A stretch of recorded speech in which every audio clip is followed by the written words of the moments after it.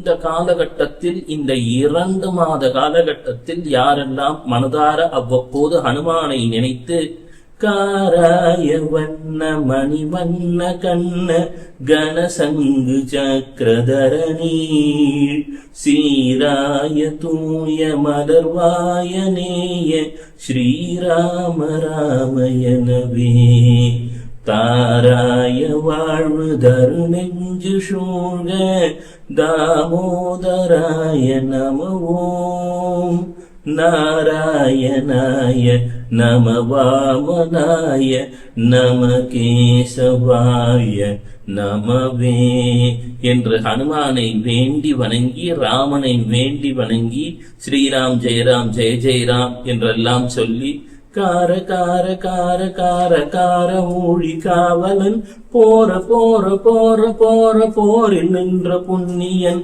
மாற மாற மாற மாற மரங்கள் 7 எய்த ஸ்ரீ ராம ராம ராம ராம ராம என்னும் நாமமே என்று சிவவாக்கியர் சொன்னதைப் போல யாரெல்லாம் இப்பொழுது ராமநாமத்தை சொல்லி ஹனுமானது நாமத்தினை சொல்கிறார்களோ அவங்க உடம்புல இந்த 7 சக்கரங்கள் அப்படின்னு சொல்லுவோம் இல்லைங்களா, அதெல்லாம் ஆக்டிவேட் ஆகும். யாரெல்லாம் குண்டலினி யோகம் எங்களுக்கு சித்திக்க வேண்டும், எங்கள் குலதெய்வத்தின் அருள் எங்களுக்கு வந்துவிட வேண்டும், வாழ்க்கையிலே ஒரு பெரும் வெற்றி வேண்டும் என்றெல்லாம் நினைக்கிறீர்களோ, தடை தடங்கல்கள் அகல வேண்டும் என்று 12 ராசியினரில் யார் நினைக்கிறீர்களோ, தவறாமல் ராமநாமத்தையும் ஹனுமானது வழிபாட்டையும் இந்த 2 மாதங்களும் செய்ய துவங்கி விடுங்கள். 7 நாள்ல ஒரு பெரிய மாற்றம், முன்னேற்றம் உங்களுக்காக காத்து கிடக்கிறது.